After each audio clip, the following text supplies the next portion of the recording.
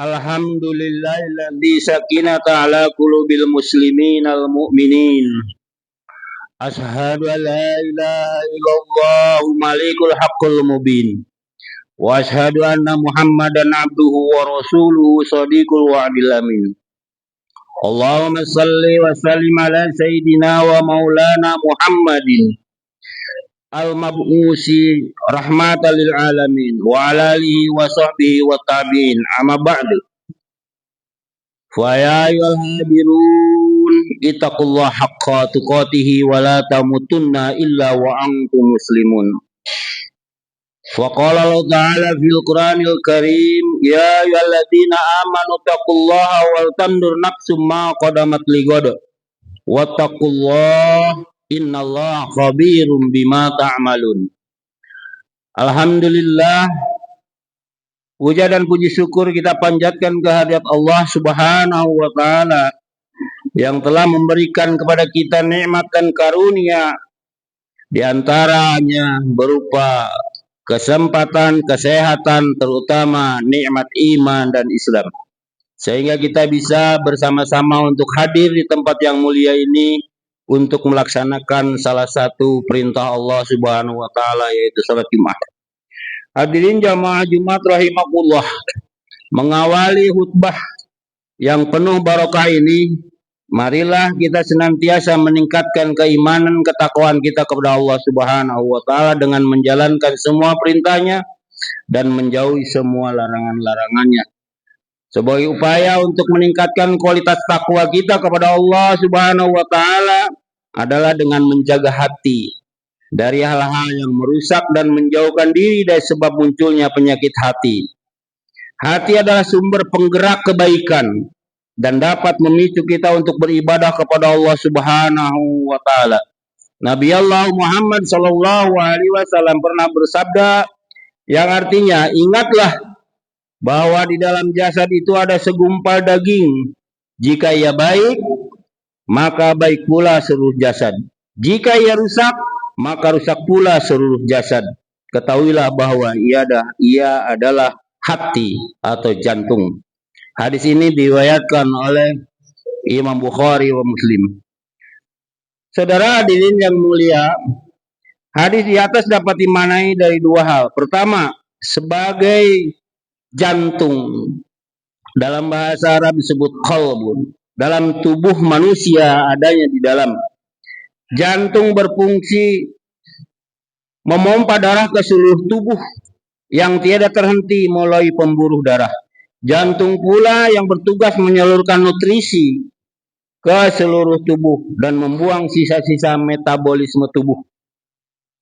Jantung yang normal adalah pangkal jasmani yang sehat. Sebaliknya, ketika jantung mengalami gangguan, maka terganggu pula kesehatan tubuh secara keseluruhan. Yang kedua, saudara, hati memang tak kasat mata, tapi pengaruhnya kepada setiap gerak-gerik manusia amat sangat menentukan. Ia tempat berpangkalnya niat, karena segala amal tergantung daripada niat. Dalam ajaran kita Islam, hati merupakan sesuatu yang paling pokok. Ibarat jantung, rusaknya hati berarti rusaknya tiap perilaku manusia secara keseluruhan. Maksud dari hadis ini, Rasulullah Shallallahu Alaihi Wasallam mengungkapkan tentu lebih pada pemaknaan yang kedua ini. Hadirin yang dimuliakan oleh Allah Subhanahu Wa Taala, ada salah satu ayat Al-Quran di dalam surat Al-Su'ara. Allah berfirman, A'udzubillahi minasyaitonirrajim. Bismillahirrahmanirrahim. Wala tuzini yauma yub'atsun yauma la yanfa'u malun wala banun illa man atallahu biqalbin salim. Artinya, janganlah engkau hinakan aku pada hari mereka dibangkitkan, yaitu di hari harta dan anak-anak laki-laki tidak berguna lagi pada hari kiamat, kecuali orang-orang yang menghadap Allah dengan hati yang bersih. Quran surat As-Su'ara. Hadirin sidang Jumat yang dimuliakan oleh Allah Subhanahu wa taala. Sebagai upaya kita untuk menjaga kebersihan hati dalam kehidupan, diperlukan usaha yang maksimal dengan menghindarkan sifat buruk dan melakukan perbuatan yang baik sebagai ciri orang yang bertakwa. Sebagaimana Allah Subhanahu wa taala berfirman di dalam surat Ali Imran ayat 134, A'udzubillahi minasyaitonir rajim. Alladzina yunfikuna fis sarra'i wad-dara'i wal kadhiminal ghaidha wal 'afina 'anil nas wallahu yuhibbul muhsinin. Yang artinya yaitu orang-orang yang selalu berinfak baik di waktu lapang maupun waktu sempit, orang-orang yang mengendalikan kemurkaannya atau kemarahannya, dan orang-orang yang memaafkan kesalahan orang lain. Allah mencintai orang-orang yang berbuat baik.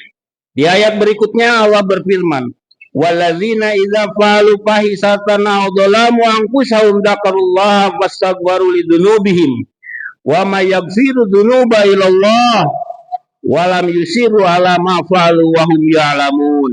Artinya, demikian juga orang-orang yang apabila mengerjakan perbuatan keji atau menzalimi diri sendiri, mereka segera mengingat Allah lalu memohon ampunan atas dosa-dosanya. Siapa lagi yang dapat mengampuni dosa-dosa selain Allah? Mereka pun tidak meneruskan apa yang mereka kerjakan perbuatan-perbuatan dosa itu, sedangkan mereka mengetahui. Dari ayat yang saya kemukakan di atas, maka kita bisa mengambil suatu pembelajaran yang pertama. Alladzina yunfikuna fis sarra, memiliki kepedulian. Ayat tersebut menjelaskan sifat orang-orang yang bertakwa adalah di antaranya orang yang selalu menafkahkan hartanya baik dalam keadaan sempit maupun dalam keadaan lapang, sesuai dengan kesanggupan dan niatnya masing-masing. Yang kedua, mampu menahan emosi. Wal kazibinal ghaid. Orang yang dapat menahan amarahnya. Biasanya orang yang menurutkan rasa amarahnya tidak dapat mengendalikan akal pikirannya, dan ia akan melakukan tindakan-tindakan kejam dan jahat, sehingga apabila dia sadar pasti menyesali tindakan yang telah dilakukannya. Yang ketiga, wal afina 'anil nas, memaafkan kesalahan orang lain. Orang yang memaafkan kesalahan orang lain, sedang kita sanggup untuk membalasnya dengan balasan yang setimpal atau lebih lagi. Yang keempat, saudara, orang yang berbuat baik. Yuhibbul muhsinin. Berbuat baik termasuk sifat orang-orang yang bertakwa. Maka di samping memaafkan kesalahan orang lain, hendaklah memaafkan itu diiringi dengan berbuat baik kepada yang melakukan kesalahan. Berbuat baik bagi orang beriman penting karena merupakan salah satu indikator utamanya keimanan. Kebaikan yang dilakukan dengan ikhlas dan tulus akan mendatangkan keberkahan dan ridho dari Allah Subhanahu wa taala. Dalam Al-Qur'anul Karim disebutkan yang artinya, maka barang siapa yang mengerjakan kebaikan seberat zarah, niscaya dia akan mendapat balasannya, dan barang siapa yang mengerjakan kejahatan seberat zarah, niscaya dia akan mendapat balasan juga. Surat Al-Zalzalah ayat 7 dan 8. Terkadang manusia ragu untuk berbuat baik kepada sesama karena merasa kebaikannya tidak cukup bernilai. Namun sebenarnya sebuah kebaikan tetaplah kebaikan dan lebih baik dari beribu keburukan. Allah menyatakan hal ini melalui firman-Nya dalam surat Al-Maidah ayat 100. Katakanlah, wahai Muhammad, jikalau sama yang buruk dengan yang baik, meskipun banyaknya keburukan itu menarik bagi kamu. Yang kelima, memperbanyak zikir. Zakarullah. Zikir sangat penting bagi orang beriman karena dapat memperkuat iman dan mendekatkan diri kita kepada Allah Subhanahu wa taala. Zikir juga dapat membantu mengendalikan hawa nafsu dan meningkatkan kesabaran. Yang keenam, saudara, yaitu memperbanyak istighfar. Fastaghfiru lidzunubihim. Istighfar adalah penting bagi setiap orang yang merasa dirinya beriman dan meningkatkan takwa, dan untuk memohon ampunan kepada Allah Subhanahu wa taala, menghapuskan dosa-dosa dan mendekatkan diri kepada Allah. Istighfar juga salah satu upaya untuk menarik rezeki. Sebab tidak menutup kemungkinan perbuatan dosa yang dilakukan manusia dapat menghalangi mendapatkan rezeki. Jadi saudara-saudara yang dimuliakan oleh Allah Subhanahu wa taala, bahwa 6 hal ini yang kita sitir dari surat Ali Imran ayat 134 tadi. Dan yang berikutnya salah satu ayat yang menekankan hal ini adalah Quran. Surat Hud ayat 52. Dan Hud berkata, "Wahai kaumku, mohonlah ampunan kepada Tuhanmu, lalu bertobatlah kepada Allah.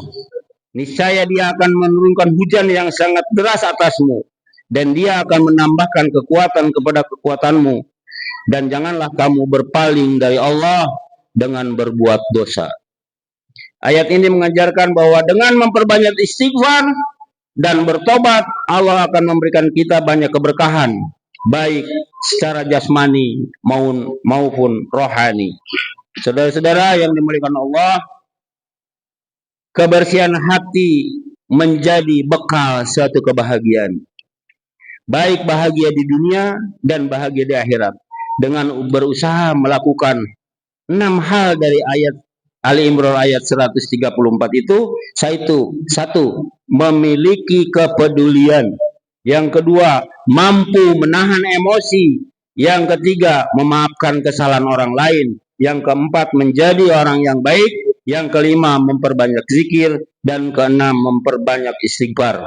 Semoga khutbah yang singkat ini bisa kita amalkan dengan sebaik-baiknya. Barakallahu li wa lakum fil Qur'anil Karim wa nafa'ani wa iyyakum bima fihi minal ayati wa dzikril hakim wa taqabbala minni wa minkum tilawatahu innahu was-sami'ul alim. Aqulu qawli hadza fastaghfirullahi li wa lakum wa li sairil muslimina wal muslimat wal mu'minina wal mu'minat fastaghfiruhu innahu wal ghafurur rahim.